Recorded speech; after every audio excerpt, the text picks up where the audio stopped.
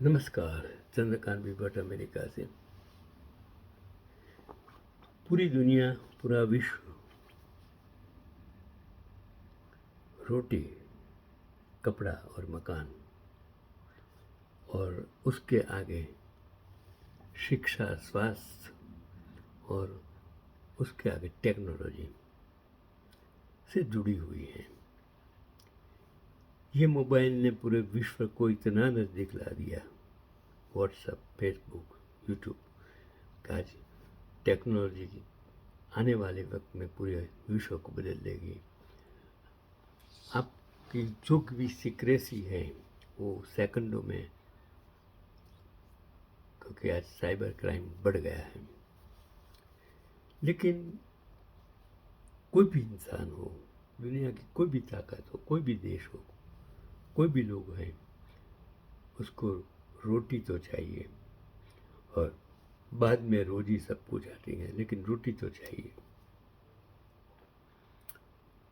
कितनी सारी गेहूँ, मक्का, बाजरा, चावल, ये हर जगह उत्पन्न फार्मिंग नहीं हो सकता है, खेती नहीं हो सकती है। लेकिन 1947 में आज़ाद हुआ तब भारत के पास कुछ नहीं था। पॉपुलेशन कम था, लेकिन अनाज पैदा नहीं होता था। ऐसी एक परिस्थिति थी। आज तो कहना कहना कितनी सारी नहरें बना दी हैं। नर्मदा डैम शुरू हुआ भाखरा नंगल डैम से, और आज और दक्षिण में भी पहले कितने डैम बने हुए थे, और सबसे बड़ा तो नर्मदा डैम है। तो उसकी वजह से आज खेती, अनाज ज़्यादा उग सकता है और भारत एक्सपोर्ट भी कर सकता है 140 करोड़ के पॉपुलेशन के बावजूद। तो मैंने एक आर्टिकल्स पढ़ा कि वैज्ञानिकों ने गेहूं में एक नया तरीका विकसित किया है। वो कितनी सारी जो हाइब्रिड्स बनी है, कपास हो, गेहूं हो, कोई भी खेती में इतने सारे एग्रीकल्चर यूनिवर्सिटी, वेटरनरी कॉलेज, ये कितने डेवलप हो गया। पशुपालन वो साइंटिफिक हो गया। तो मैं बात करता हूँ कि जो गेहूँ के एक नया तरीका विकसित किया है, जिसमें वह अपने लिए खुद की उर्वरक फर्टिलाइजर बना सके। यह खोज बहुत बड़ी है, क्योंकि इससे खेती में उर्वरक मतलब फर्टिलाइजर पर खर्च कम होगा और पर्यावरण पर पड़ने वाला नकारात्मक प्रभाव भी घटेगा। सामान्यतः गेहूँ और अन्य धान्य फसलें हवा में मौजूद नाइट्रोजन गैस का उपयोग नहीं कर पाती, जबकि कुछ पौधों ऐसे सेम और मटर अपने जड़ों में नाइट्रोजन फिक्सिंग बैक्टीरिया पाले रहते हैं। उसकी ग्रंथि होती, छोटी छोटी ग्लैंड्स से, जो उन्हें नाइट्रोजन की आपूर्ति करते हैं। इस नए शोध में वैज्ञानिकों ने इस परंपरागत सोच को बदला और कहा कि नाइट्रोजन देने वाले बैक्टीरिया अगर पौधे की जड़ों में नहीं रहे, बल्कि वे मिट्टी में ऐसी परत बायोफिल्म बना दे जिससे नाइट्रोजन गैस एमोनिया में बदले, तो पौधों को फायदा होगा। शोधकर्ताओं ने पौधों में ऐसे रसायन बनाए जो मिट्टी में इन बैक्टीरिया को बायोफिल्म बनाने के लिए प्रेरित करते हैं। यह बायोफिल्म उनके लिए सुरक्षित वातावरण बनाता है, जिसमें नाइट्रोजन गैस को फिक्स किया जा सकता है। इससे पौधों को सीधे नाइट्रोजन की पूर्ति होती है और उर्वरक मतलब फर्टिलाइजर की आवश्यकता कम होती है। उन्होंने 2800 पौधों से पाए जाने वाले रसायनों की जांच की और 20 ऐसे रसायन खोजे जो बायोफिल्म बनाने में मदद करते हैं। जब मैं बालर क्लासेस उस जमाने में, आई एम टॉकिंग ऑफ 1970, और उसके बाद में गुजरात यूनिवर्सिटी में बॉटनी डिपार्टमेंट में वो जेनेटिक साइंस में काम करते हैं, पटेल चीरा ऊर्जा में।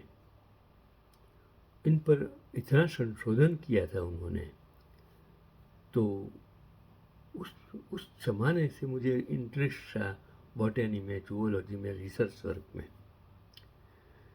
तो वो अमेरिका में हर साल कृषि के लिए $36 बिलियन का उर्वरक मतलब फर्टिलाइजर्स खर्च होता है। यदि इस तकनीक से सिर्फ 10% फर्टिलाइज़र की भी बचत हो जाए तो उसे $1 बिलियन से अधिक की बचत समझा जा सकता है। इसके साथ ही आज के फर्टिलाइजर्स उर्वरक का सिर्फ 30 से 50% हिस्सा पौधों द्वारा उपयोग किया जाता है। बाकी बचा हिस्सा नदियों व जल स्रोतों में चला जाता है, जिससे जल प्रदूषण होता है और जलीय जीव मारे जाते हैं। यह बचा हुआ नाइट्रोजन नाइट्रस ऑक्साइड गैस में बदलकर ग्रीन हाउस गैस प्रभाव भी बढ़ाता है। इस तकनीक से पर्यावरण को भी फायदा होगा। यह शोध पहले चावल में भी सफल रहा और अब इसे मक्का, ज्वार और बाजरे जैसे अन्य महत्वपूर्ण फसलों तक पहुंचाने की कोशिश हो रही है और खासकर अफ्रीका जैसे गरीब क्षेत्रों के छोटे किसानों के लिए यह बहुत उपयोगी होगा, क्योंकि वे महंगे उर्वरक मतलब फर्टिलाइज़र का उपयोग नहीं कर पाते हैं। यह तकनीक उन किसानों को प्राकृतिक रूप से अपनी फर्टिलाइजर्स यानी कि उर्वरक देने के लिए मदद करेगी और कैलिफोर्निया विश्वविद्यालय के वैज्ञानिकों का यह शोध प्लांट बायोटेक्नोलॉजी जर्नल के अगस्त 2025 अंक में प्रकाशित हुआ है और वैज्ञानिकों ने CRISPR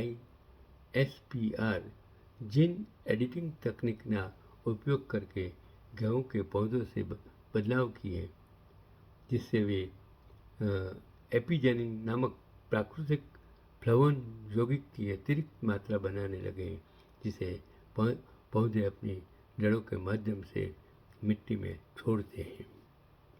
आज साइंस टेक्नोलॉजी इतनी आगे बढ़ गई है। पहले रासायनिक फर्टिलाइजर्स नहीं था, DAP जैसे उस जमाने में सिर्फ गोबर सबसे बड़ा जो फर्टिलाइजर्स माना जाता था, वो गोबर। इसके लिए जो एनिमल्स का उपयोग, गाय का, भैंस का, सभी का गोबर का उपयोग फर्टिलाइजर्स में ज़्यादा किया जाता था। वो गोबर से फार्मिंग उद्योग को उस टाइम डेवलप किया गया था, लेकिन धीरे धीरे वो जो सेंद्रीय फर्टिलाइजर्स का उपयोग होता है, धीरे आज केमिकल फर्टिलाइजर्स का गुजरात फर्टिलाइजर्स कंपनी सबसे बड़ी है। उसमें मैन्युफैक्चरिंग्स होता है, लेकिन उसके साइड इफ़ेक्ट्स होने की संभावना ज़्यादा होती है। लोगों का कहना है, वैज्ञानिकों का कहना है कि अगर ज़्यादा केमिकल्स फर्टिलाइजर्स उपयोग किया जाए तो कैंसर होने की भी संभावना बढ़ जाती है। इसके लिए ज़्यादातर जेनेरिक आज फर्टिलाइजर्स जो मतलब इस प्रकार का जो अनाज उगाया जाता है जिसमें केमिकल फर्टिलाइजर्स का ज़्यादा उपयोग नहीं हो, तो हेल्थ के लिए सबसे अच्छी चीज़ मानी जाती है। तो भारत हो, अमेरिका हो, कनाडा हो, सब जगह उसका उपयोग आज बढ़ गया है।